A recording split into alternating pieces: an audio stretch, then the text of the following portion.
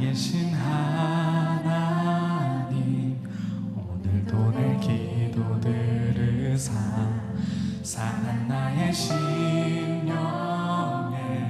성령의 기름 부으소서. 살아계신 성령님, 지금 나와 함께 하셔서 어두워진 마음에 주님의 그 빛 비추소서.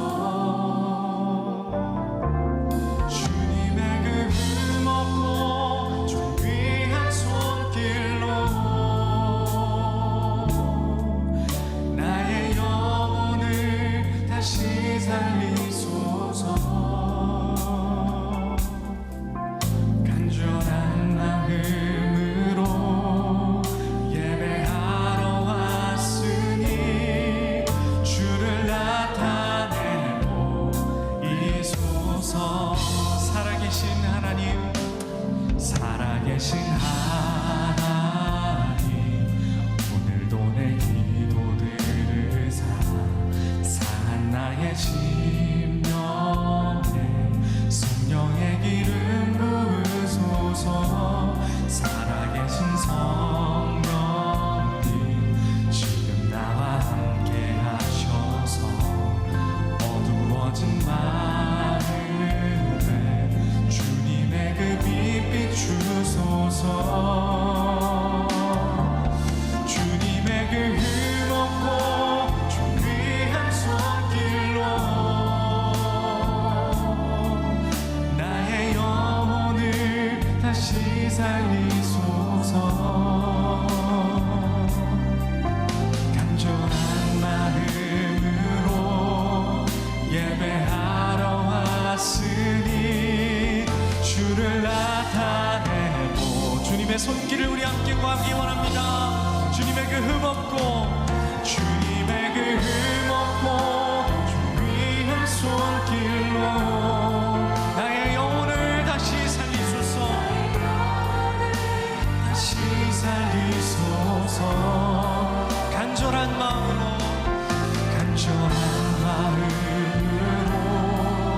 예배하러 왔으니 주를 나타내고 주님의 그 흠없고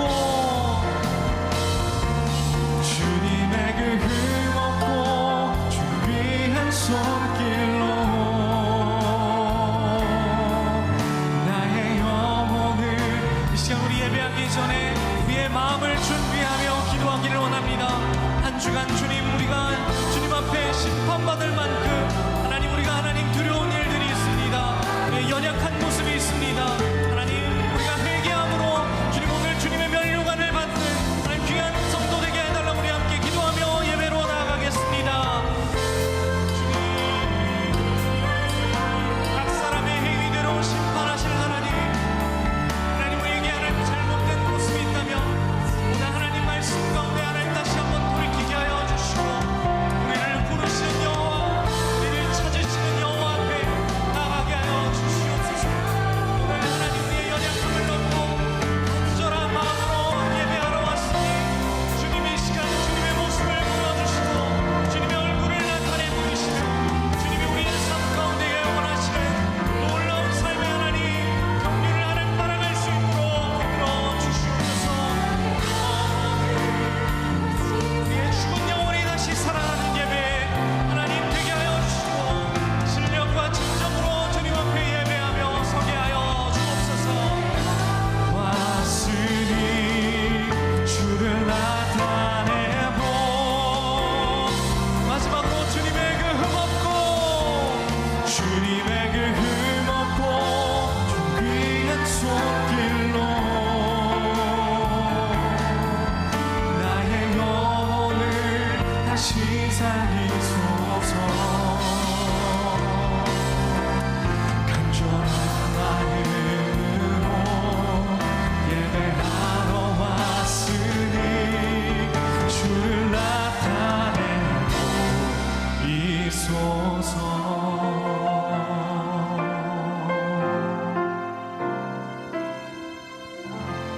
이 시간 주님의 보혈을 구하고 주님의 성령을 구하는 자마다 주님이 허락하실 은혜가 있을 줄 믿습니다. 이 시간 우리 확신하는 마음으로 다 자리에서 일어나셔서 주님의 성령 지금 이곳에 찬양하며 주님의 보좌 앞으로 나아가시겠습니다.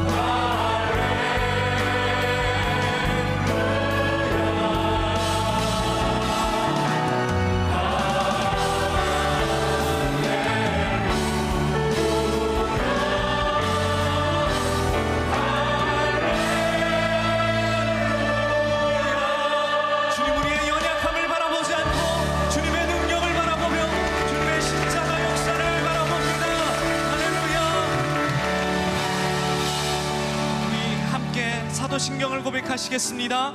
나는 전능하신 아버지 하나님 천지의 창조주를 믿습니다. 나는 그의 유일하신 아들 우리 주 예수 그리스도를 믿습니다. 그는 성령으로 잉태되어 동정녀 마리아에게서 나시고 본디오 빌라도에게 고난을 받아 십자가에 못 박혀 죽으시고 장사된 지 사흘 만에 죽은 자 가운데서 다시 살아나셨으며 하늘에 오르시어 전능하신 아버지 하나님 우편에 앉아 계시다가 거기로부터 살아있는 자와 죽은 자를 심판하러 오십니다. 나는 성령을 믿으며 거룩한 공교회와 성도의 교제와 죄를 용서받는 것과 몸의 부활과 영생을 믿습니다. 아멘.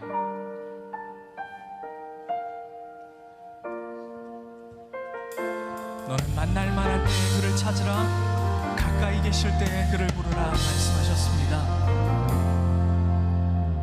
내 백성이 나를 떠나 돌아섰지만 내 사랑이 내 백성을 포기 못하니 내 모든 것 내어주고 나 그들을 얻으리라. 여호와께 돌아가자.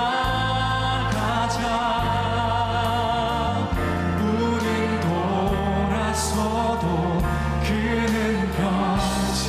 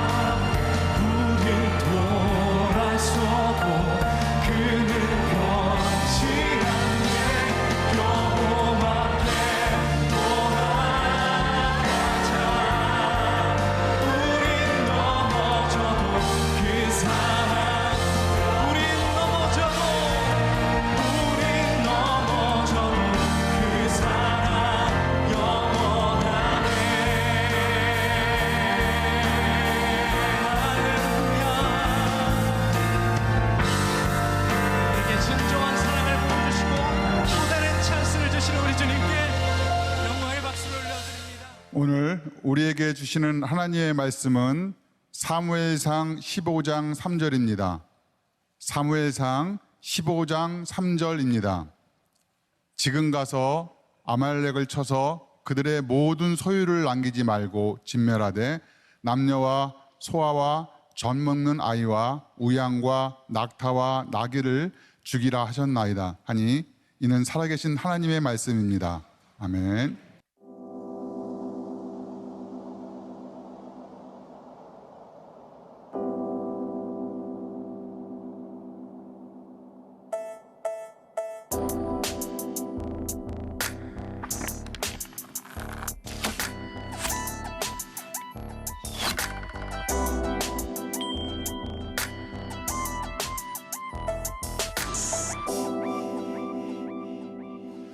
오늘 인생의 질문 말씀으로 답하다 시리즈 5번째 시간이 되겠습니다. 제가 계속해서 이야기하는 건데 이번 말씀의 시리즈는 쉽지 않습니다. 어떻게 생각하면 이제 변증적인 우리들이 신앙에서 한 번쯤은 우리들이 듣고 해결해야 될 그런 문제들을 다루고 있기 때문에 다른 설교보다 조금 딱딱합니다. 그러나 우리가 한 번쯤은 한번 배우고 나가야 될 그런 부분인 것 같아요. 오늘 말씀의 제목은 하나님이 너무 잔인하신 것 아닙니까? 라는 물음에 대해서 우리들이 답을 하려고 합니다. 사실 장로님이 아까 성경을 여러분들에게 봉독해 주셨는데 그 말씀을 들으면서 아멘이 쉽게 나오셨어요? 사실 아멘하기가 쉽지 않은 말씀입니다. 아멜렉의 소유를 다 진멸해라, 아이들까지 젖먹이까지 다 죽이라라고 하는 말씀이 여기에 나와 있어요. 우리가 신앙생활을 하면서 믿지 않는 사람들과 이렇게 대화를 하거나 혹은 전도를 하다가 부딪히는 문제 가운데 하나가 뭐냐면 사람들이 이렇게 얘기하는 거예요. 야, 성경에 나와 있는 하나님 그거 너무 잔인한 거 아니냐, 죽이라, 진멸하라는 말이 나와 있죠. 하나님은 두 가지의 속성을 가지고 계세요. 하나는 공의, 심판의 하나님이고 또 하나는 용서, 사랑의 하나님인 거죠. 근데 성경에 보면 이 하나님의 성품이 어떤 것인지 우리들이 헷갈리게 되는 부분들이 많이 있는 것 같아요. 근데 이 하나님의 성품을 잘못 이해한 것으로 인해서 지난 2000년 기독교 역사, 세계 역사 가운데 그 하나님의 이름으로 우리가 흔히 이야기하는 성전, 홀리워라고 하는 이름으로 참 많은 사람들이 죽었던 역사들도 기억합니다. 그래서 오늘 우리들이 배우는 이 말씀이 굉장히 중요해요. 하나님의 성품을 우리들이 잘 이해하는 거죠. 자, 결론적으로 먼저 이야기를 한다면 저는 오늘 말씀의 결론은 하나님은 선하시다라는 거예요. 하나님은 선하십니다. 저는 오늘 여러분들에게 이 확신을 드리려고 하고, 이 성경에는 하나님의 선하심에 대해서 여러 가지 표현들이 나와 있죠. 특히 이제 시편에 가서 보면 그의 인자하심이 한이 없다. 또 그는 자비로우시며 노하기를 더디하신다. 우리를 용서하시기를 즐겨하신다. 이런 표현들이 굉장히 많이 나와 있어요. 그런데 문제는 오늘 우리들이 접하는 이 본문과 같은 하나님의 자비하심을 느낄 수 없는 그런 구절들이 있다는 거죠. 자, 우리들이 신약으로 넘어가 봅니다. 예수님께서 하신 말씀 중에 하나님의 성품을 가장 잘 드러내는 것이 뭐냐면 요한복음 3장 16절이에요. 하나님이 세상을 이처럼 사랑하사, 하나님이 누구를 사랑하셨다고? 세상을 사랑하셨대요. 그래서 그 아들을 독생자로 우리들에게 주셨고, 그 아들을 믿는 예수님의 제자들은 그 말씀을 전하기 위해서 이방 땅에 가서 다 순교했습니다. 그러니까 하나님의 사랑을 전하다가 그들이 다 세상을 떠나게 되었던 거죠. 자, 여러분들 누가복음 15장에 유명한 탕자의 비유가 있어요. 아버지를 버리고 떠난 그 아들, 우리가 흔히 이야기한다면 교회 공동체에 속하지 않은 세상으로 나간 아들입니다. 근데 그 아버지는 그 아들이 돌아올 때까지 끝까지 기다립니다. 그러니까 이 신약에 있는 이 하나님의 모습을 보면 공의라고 하는 게 별로 없어요. 근데 끝까지 참으시고 사랑하시는 모습이 나와 있어요. 그래서 또 우리 기독교는 사람들에게 이런 비난을 받기도 해요. 야, 너희들에게는 공의가 없는 것 같아. 매일 용서하고 감싸주고 그러면서 너희들이 윤리의식이 결여된 것은 아니냐라는 이야기를 해요. 그러니까 성경에 보니까 이렇게 모순처럼 보이는 하나님의 공의, 하나님의 자비, 이것이 이렇게 딱 떨어지지 않는 모습으로 보이는 거죠. 저는 설교 준비를 늘 이렇게 일찍 하는 사람이니까 월요일 날 새벽부터 제가 준비한 원고를 가지고 매일 새벽 이렇게 읽어 나갑니다. 근데 어제 새벽이었어요. 그러니까 뭐 여러 번 읽고 있을 때였죠. 어제 이른 새벽에 제가 말씀을 다시 딱 읽는데 하나님이 저에게 주신 이 말씀에 대한 해답이었어요. 이런 예를 들어볼게요. 어떤 아버지가 아들을 향해 이렇게 얘기합니다. 너 이놈 매 좀 맞자. 너 이놈 좀 맞자. 여러분들은 이 이야기에서 공의가 느껴지세요? 사랑이 느껴지세요? 아버지와 아들이라고 하는 관계를 모른다면 이것은 공의적인 측면입니다. 잘못했으니까 맞자. 그런데 내가 아버지의 입장에서 내 자식을 바라보며 너 이놈 좀 맞자 라고 이야기할 때 거기에 공의만 있을까요? 아니에요. 자식을 향한 사랑이 거기에 있는 거죠.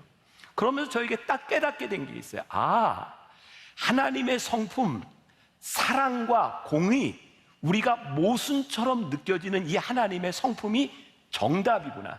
만일 하나님의 성품이 자로 잰 듯이 딱 떨어진다면, 하나님의 성품이 일관성이 있다면 그것은 하나님과 우리들 사이에 인격적인 관계나 하나님의 감정이 들어가 있지 않은 거죠. 우리는 감정이 없는 사람들에게 일관성 있게 행동할 수 있지만 우리들이 누군가를 사랑하고 관계 속에 들어간다면 공의와 사랑이라고 하는 것은 일관성이 있는 것이 불가능할지 몰라요. 저에게는 그게 느껴졌어요. 아, 그렇구나. 하나님의 성품 가운데 이 모순이야말로 하나님과 우리들 사이의 관계를 말씀해주고 있는 것이구나. 자, 여기까지는 지금 잘 따라오고 계시는 거죠? 예, 제가 이제 계속 설명을 합니다. 표정이 좀 불안해요. 예, 잘 따라오시는 거죠? 예. 자, 누가복음 18장 2절에서부터 5절까지의 예수님이 비유로 불의한 재판관에 대한 이야기를 하고 있어요. 자, 우리가 2, 3, 4, 5절을 같이 한번 주의해서 읽어보겠습니다. 같이 봅니다. 시작. 이르시되 어떤 도시에 하나님을 두려워하지 않고 사람을 무시하는 한 재판장이 있는데 그 도시에 한 과부가 있어 자주 그에게 가서 내 원수에 대한 나의 원한을 풀어주소서 하되 그가 얼마 동안 듣지 아니하다가 후에 속으로 생각하되 내가 하나님을 두려워하지 않고 사람을 무시하나 이 과부가 나를 번거롭게 하니 내가 그 원한을 풀어주리라. 그렇지 않으면 늘 와서 나를 괴롭게 하리라 하였느니라. 자, 이 비유에 두 사람이 등장해. 하나는 과부고 하나는 불의한 재판장이에요. 과부는 지금 우리들이 생각하는 그냥 남편을 잃은 사람 그 정도의 개념이 아니고 당시의 근동지방에서 남편을 잃었다고 하는 것은 자기를 먹여주고 보호해줄 그런 근거가 없어졌다는 뜻이에요. 그러니까 노숙자와 같은 모든 근거를 잃어버린 것이 과부의 형편이에요. 근데 무슨 일인지는 모르지만 이 재판장에 가서 이 과부가 계속 하소연을 하는 거예요. 근데 이 재판장이 나쁜 사람인 거예요. 불의한 재판관. 사람도 하나님도 의식하지 않는 사람이에요. 그러니까 이 과부의 이야기를 들어줄 리가 없는 거예요. 근데 이 과부가 계속해서 이야기를 하니까 재판관이 어떻게 생각을 해요? 아이고, 이 그냥 놔뒀다가는 내가 굉장히 귀찮겠다. 그래서 그냥 들어줘야 되겠다라고 이야기를 한 거죠. 자, 이 구도에서 우리는 그동안 어떻게 배워왔냐면, 자, 여러분, 이 과부가 불의한 재판관에게 가서 저렇게 애원을 냈더니 불의한 재판관이 들어줬어요. 그러니 여러분들도 하나님께 구할 일이 있으면 이 과부처럼 그렇게 구하세요. 이런 얘기 참 많이 들었죠? 그래서 우리들이 응답받는 비결, 기도하는 비결, 이런 걸 우리들이 배웠어요. 근데 가만히 생각해 보면 사실 기도를 배운 게 아니라 떼 쓰는 걸 배운 거예요. 응답받기 위해서 이렇게 떼 쓰십시오. 근데 예수님께서 이 비유를 말씀하셨을 때 예수님은 이런 의도가 아니었던 거죠. 자, 누가복음 18장 7절에 이어서 나오는 말씀에 보면 이렇게 되어 있어요. 하물며 하나님께서 그 밤낮 부르짖는 택하신 자들의 원한을 풀어주지 아니하겠느냐, 그들에게 오래 참으시겠느냐. 자, 이게 지금 하물며라고 하는 말인데 제가 영어 성경 두 가지를 이렇게 읽다 보니까 하물며라고 하는 말이 영어로는 하나는 and라고 되어 있고 또 하나는 now라고 되어 있더라고요. 그러니까 이 전반부에서 불의한 재판관에 대해서 이야기하면서 예수님은 now, 내가 이제 하나님 아버지에 대해서 너희들에게 이야기하겠다. 하나님 아버지는 그 불의한 재판관과 같은 분이 아니야. 예수님은 지금 이 이야기를 하고 싶으신 거예요. 그리고 예수님은 하나님을 우리들이 아버지로 여길 때 우리들이 당당하게 하나님 아버지께 우리들이 권리를 가지고 있는 사람이야. 그리고 하나님과 우리들 사이에 새로운 관계를 말씀해주고 있는 거죠. 그리고 하나님 아버지께서 우리에게 어떤 마음을 가지고 계시는지를 예수님이 설명해주고 계신 거예요. 제가 지난 목요일에 저희 계룡대에 있는 공군 그 안전기도에 제가 말씀을 이제 전하러 갔어요. 거기 있는 군목 목사님이 그런 이야기를 하더라고요.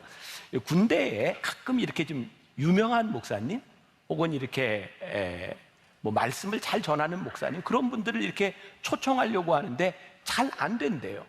그런데 그런 목사님들을 초청하는 방법이 아주 쉬운 방법이 있는데, 그 훈련소나 부대에 들어온 아들이 있을 때 그 교회에 직접 얘기하지 않고 아들을 통해서 얘기하면 그게 직방이랍니다.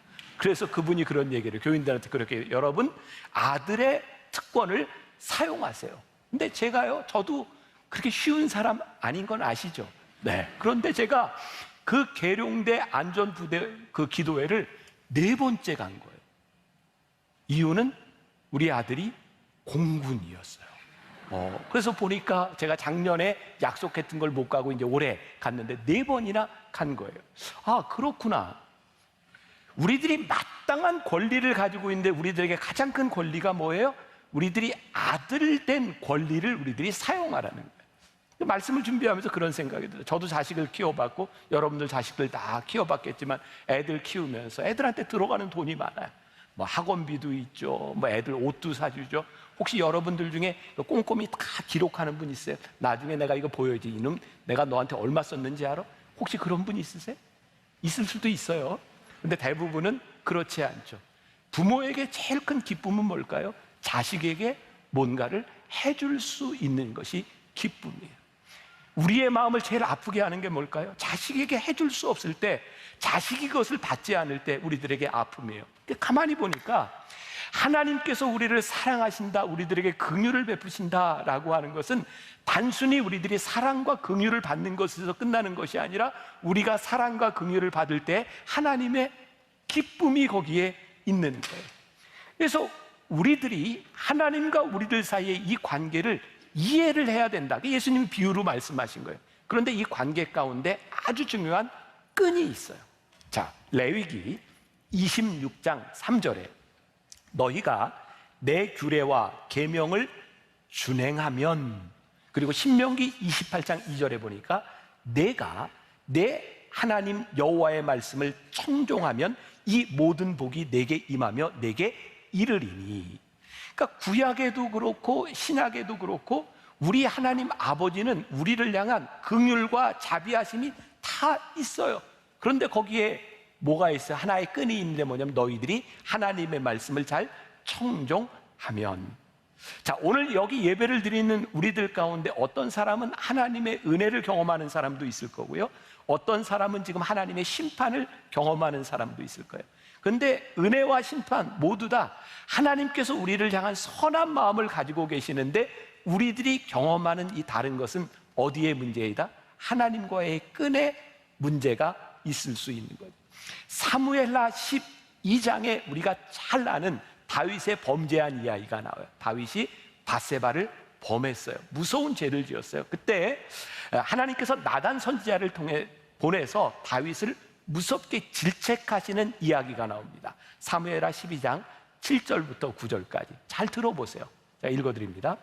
내가 너를 이스라엘 왕으로 기름 붓기 위하여 너를 사울의 손에서 구원하고 내 주인의 집을 내게 주고 만일 그것이 부족하였을 것 같으면 내가 내게 이것저것을 더 주었으리라.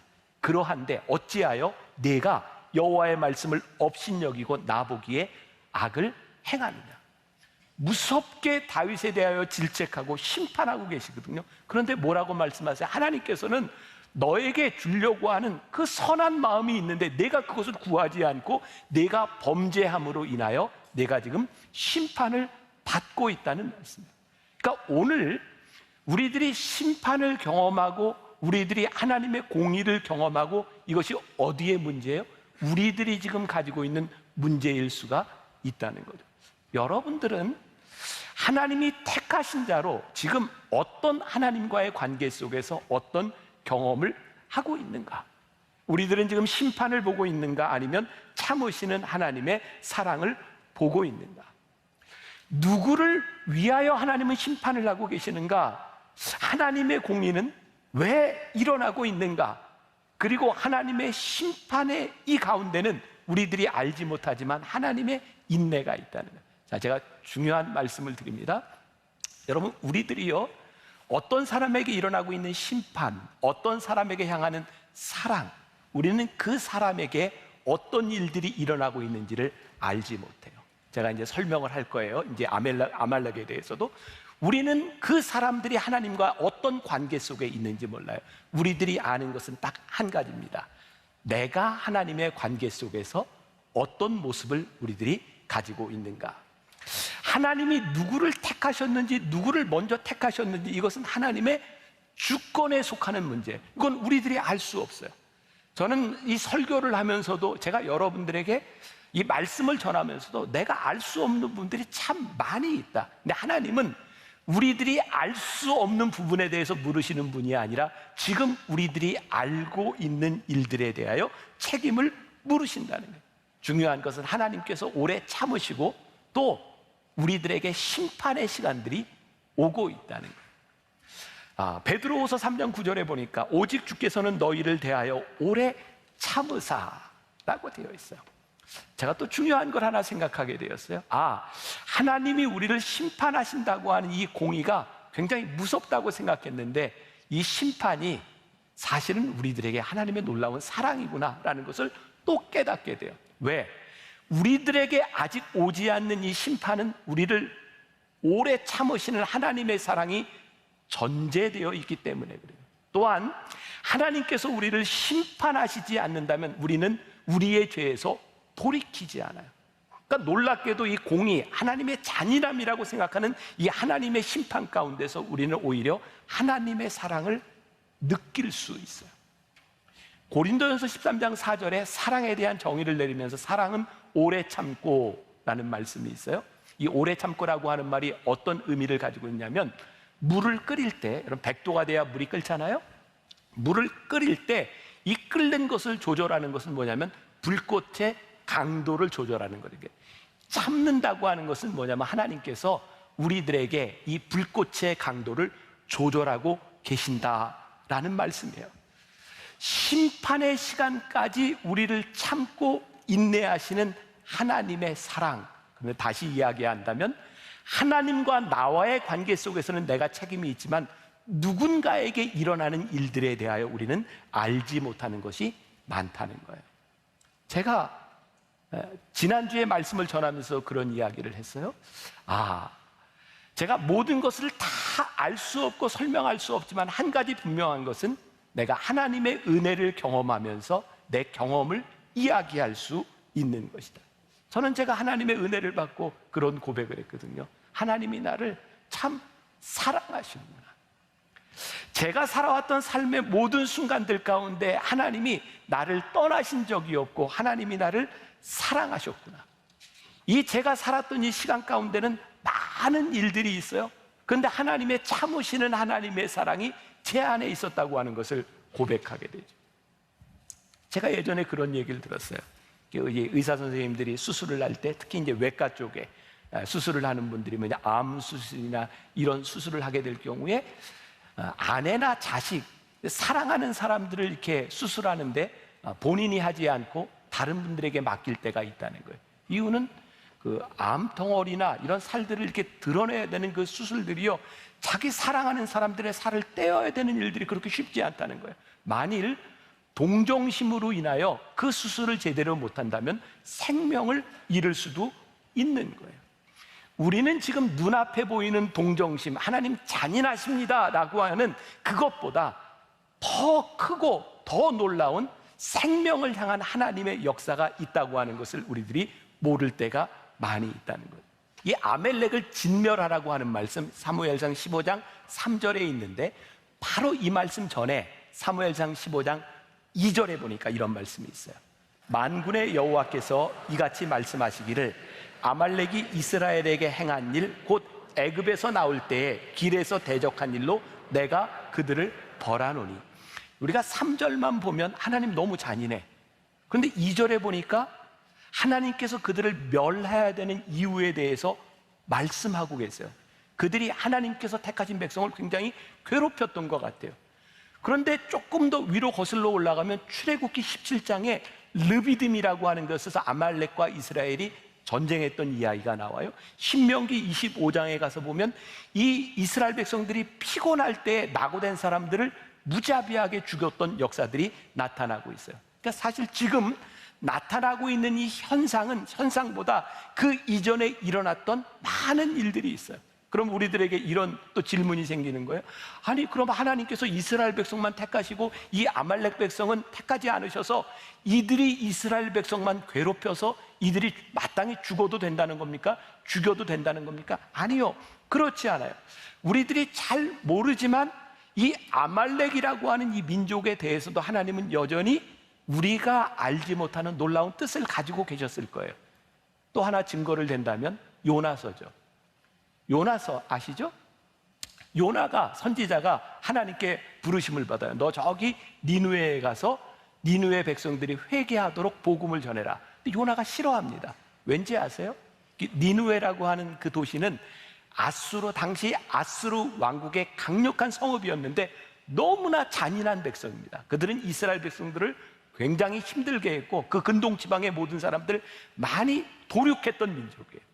그런데 그들을 회개시키라고 하는데 요나가 그게 용납이 안 되는 거예요. 그게 도망가잖아요. 제가 여러분들에게 굉장히 중요한 팁을 하나 알려드리면, 하나님께서 우리를 쓰시고자 하면 끝까지 쓰십니다. 그러니까 좋은 말로 할 때 들으시는 게 좋아요. 요나를요, 하나님이 끝까지 불러다가 니느웨로 보내서 복음을 전하게 하죠. 근데 요나는요, 그들이 회개하라고 이야기해도 그들은 듣지 않으리라고 생각했던 것 같아요. 그런데 요나서 3장 5절에 보니까 니느웨 사람들이 하나님을 믿고 금식을 선포하고 높고 낮은 자를 막론하고 굵은 베옷을 입은지라. 그리고 10절에 가서 보니까 하나님이 그들이 행한 것, 곧 그 악한 길에서 돌이켜 떠난 것을 보시고 하나님이 뜻을 돌이키사 그들에게 내리라고 말씀하신 재앙을 내리지 아니한지라. 참 놀라운 것은요, 이스라엘 백성에게만 하나님의 심판과 하나님의 축복이 있는 것이 아니고 다른 민족에게도 동일하게 있었다는 거예요. 그러니까 우리들이 아말렉에 대해서 다 이해하지 못하는 부분들이 있을지 모르지만 그 일은 지금 현상만으로 생각할 수 있는 일은 아닌 거죠.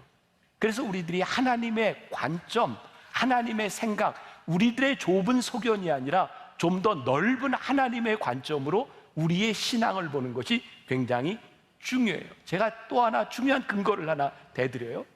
이스라엘 백성들이 출애굽해서 가나안 땅으로 갑니다. 40년 동안 광야를 헤매는 동안 이스라엘 백성들이 광야에서 우상을 숭배하고 간음하고 그들이 음욕을 품은 것으로 인하여 그들이 하나님께 징계를 받습니다. 세상에 광야에서 하나님 불뱀을 보내셔서 그들을 물게 하시고 죽게 해요. 이스라엘 백성들이 하나님을 신뢰하지 않고 하나님을 의심하고 그들이 많은 죄를 지은 것으로 인하여 처음 출애굽했던 세대 중에 여호수아와 갈렙 두 사람만을 남기고 나머지는 다 광야에서 죽습니다. 아세요? 이 심판이 아말렉에만 있는 것이 아니라 이스라엘 백성에게도 동일하게 있었다는 사실이에요. 하나님의 자비하심이 이스라엘에만 있었던 것이 아니라 아수르 이 아말렉 백성에게도 동일하게 있었다는 사실이에요. 우리는 우리의 눈에 보이는 현상만을 가지고 하나님 잔인하시다라고 말하는데 사실 그 일에는 많은 역사와 숨겨져 있는 일들이 있다는 거예요. 우리들에게 제일 중요한 것은 우리들이 하나님과의 인격적인 관계 속에서 우리는 하나님의 심판을 경험하는가 아니면 하나님의 긍휼하심을 경험하느냐죠. 여러분들에게 영화를 하나 시켜드리려고 그래요. 참 잘 만든 영화입니다. 재밌어요. 영화가 좀 잔인합니다. 블러드 다이아몬드라고 하는 영화, 꽤 오래된 영화인데 제가 말씀을 준비하다가 그때 영화를 보면서 굉장히 강하게 제가 받았던 느낌이 생각이 났어요. 이 블러드 다이아몬드, 피의 다이아몬드라고 하는 것은 당시 아프리카에 이 다이아몬드를 팔아가지고 반군들이 전쟁을 일으키기 때문에 다이아몬드를 블러드 다이아몬드, 피의 다이아몬드라고 불렀던 거죠. 이 영화는 시에라리온이라고 하는 곳에서 이제 반군들이 이 다이아몬드를 캐고 그걸 팔아서 이제 전쟁 기금을 만들고 그러는 거예요. 거기에서요, 혹시라도 다이아몬드를 숨기면 바로 죽입니다. 막 손을 자르고 하는 잔인한 장면들이 거기에 나와요. 이게 솔로몬 반디라고 하는 주인공이 등장을 하는데, 이 어부였어요. 근데 잡혀가서 이 광산에서 일을 하게 되는데 100캐럿짜리 다이아몬드를 숨깁니다. 이제 그걸 막 찾아가는 그런 과정들이 나오는데, 중요한 건 이 솔로몬 반디라고 하는 사람의 아들이 잡혀가서 소년군이 되는데, 이 아버지는 지금 이 아들을 구하는 거예요. 제가 영화를 보면서 그런 생각을 했어요. 저는 영화를 보는 내내 정말 잔인하게 많은 사람들이 죽어가고 막 전쟁통에 수없이 많은 사람들이 죽어가는데, 오로지 저의 관심은 어디에 있었냐면 그 솔로몬 반디라고 하는 이 주인공이 그의 아들을 어떻게 구해내느냐였어요. 갑자기 그런 생각이 들었어요. 이렇게 수없이 많은 사람들이 죽어가고 있는데 내 관심은 여기에 있구나. 하나님께서 우리를, 누군가를 택하셨을 때 우리는 그 사람을 중심으로 역사를 바라봐요. 그 사람의 인생에 어떤 일이 있었는지, 하나님께 어떤 잘못을 냈는지, 어떤 용서함을 받는지 그 사람의 인생을 봐요. 그런데요, 우리들 눈에 보이지 않는 그냥 허무하게 죽어가는 것 같은 그 사람들의 인생에도 동일한 스토리가 있어요. 그 사람을 중심으로 그 사람의 역사를 보기 시작할 때 그 사람에게 임했던 하나님의 사랑과 하나님의 심판이 여전히 존재하고 있다는 사실. 다른 사람의 삶과 다른 사람의 죽음과 그것이 가치 없는 일이 아니라 하나님 앞에서 동일하게 그들의 인생의 스토리들을 가지고 있다는 사실. 중요한 것은 하나님의 성품, 우리들이 이해하는 하나님의 성품, 공의와 자비의 성품은 누군가에게 일어나는 일이 아니라 나에게 일어나는 일 가운데서 우리들이 고백하게 되어 있습니다. 분명히 믿는 것이 있습니다. 하나님은요, 이 땅의 모든 백성이 구원받기를 원하신다는 사실이에요. 그래서 이 땅 위에 예수 그리스도를 보내주셨어요. 그런데 이것을 받아들이지 않는, 하나님의 자비하심을 경험하지 못하고 심판 가운데 있는 사람이 있어요. 다시 한번 이야기해요. 오늘 새벽에 제가 깨닫게 된 일이었어요. 심판이 축복이구나. 굉장히 이상한 얘기처럼 들려요. 심판이 축복이구나. 오늘 여러분들 가운데 아직 하나님의 심판을 경험하지 않은 여러분들 가운데 지금도 우리를 참고 기다리시고 인내하시는 하나님의 사랑이 있어요. 하나님이 우리를 심판하신다고 하는 이 놀라운 사실이 우리로 하여금 하나님께로 돌아가게 하는 능력이 있어요. 심판이 잔인하다고 생각했는데 이 심판 가운데는 우리를 향해 참으시는 하나님의 인내하심과 하나님의 사랑이 있구나. 여러분들에게 그런 도전을 드리고 싶어요. 저와 여러분들 가운데 누가 우리의 인생을 자신할 수 있겠어요? 아무도 자신할 수 없는 우리들이에요. 우리들이 하나님 앞에, 하나님의 심판 앞에 서게 될 것이에요. 어떤 사람은 오늘이 될 수 있고, 어떤 사람은 내일이 될 수도 있고, 누군가는, 우리는 분명히 하나님의 심판 앞에 서게 될 것이라는 사실이에요. 중요한 것은 하나님 앞에 서게 될 때 우리들이 심판받는 자로 서는 것이냐, 하나님의 은혜와 긍휼을 입은 자로 우리들이 서게 될 것이냐. 오늘 누구에게, 다른 사람에게 일어나고 있는 우리들이 이해하지 못하는 일들에 대해서가 아니라 오늘 하나님 앞에서, 인격적인 하나님 앞에서 나는 어떤 사람인가? 나는 심판의 대상인가? 하나님의 긍휼의 대상인가? 그런데 이 모든 일 가운데 하나님의 놀라운 하나님의 속성이, 우리를 기다리시고 인내하시는 하나님의 속성이 있는 것을 우리들이 믿으며, 오늘 저는 여러분들에게 선하신 하나님, 좋으신 하나님, 주님의 은혜를 여러분들이 경험할 수 있으면 참 좋겠어요.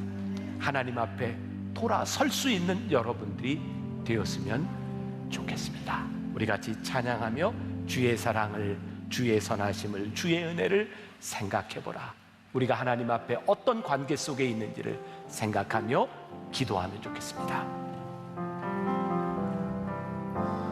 주의 사랑을, 주의 선하심을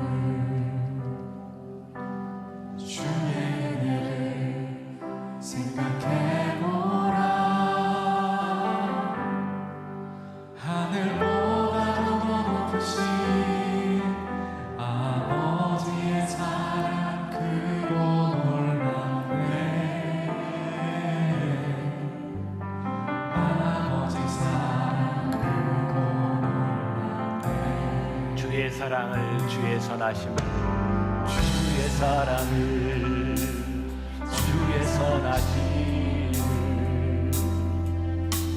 주의 은혜를 생각해보라. 하늘보다도 더 높으신 아버지의 사랑 크고 놀랍네. 아버지 사랑 크고 놀랍네. 내 어찌 그 사랑 잊으리. 내 어찌 그 사랑 잊으리. 내 어찌 주의 긍휼 잊으리. 내 영혼의 모든 소원 만족시킨 하나님. 주의 사랑을, 주의 선하심. 하나님, 우리가 잊고 살았던 주님의 사랑을, 주의 선하심을, 주의 인자하심을 우리들이 고백할 수 있게 하소서. 우리를 향한 하나님의 손길을 우리들이 고백할 수 있게 하소서. 아버지의 사랑 크고 놀랍네. 아버지 사랑 크고 나 길을 잃고 헤맬 때, 나 길을 잃고 헤맬 때 그 사랑 날 찾아 내셨네. 내 영혼의 모든 소원 만족시킨 하나님. 주의 사랑을, 주의 선하심, 주의 은혜를 생각해보라.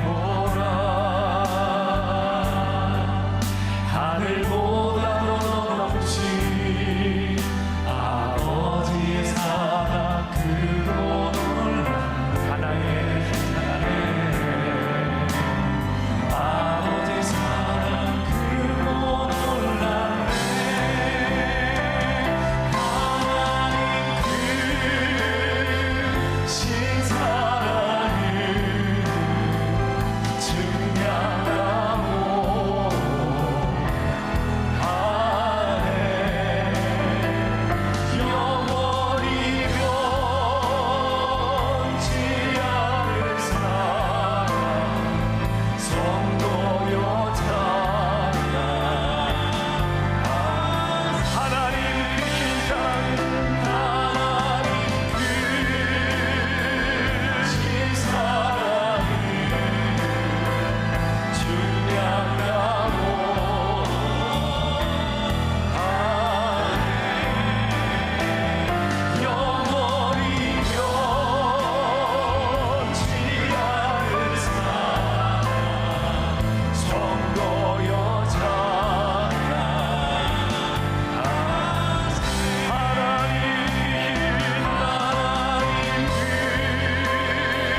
크신 사랑을 증명하고